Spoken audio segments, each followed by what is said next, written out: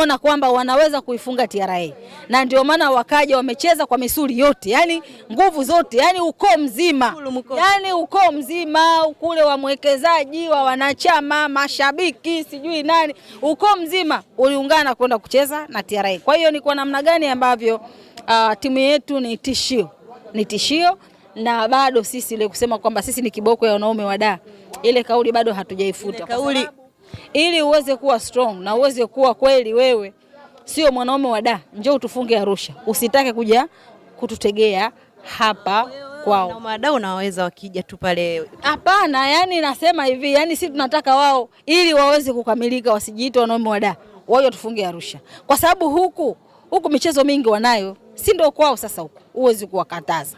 Kwa hiyo kwa sababu michezo mingi tunaijua ya kwamba walikuwa nao. Sisi tunataka yani verification yetu ya wewe ni mwanaume wa Dar au wa mkoani. Njoo tufunge Arusha.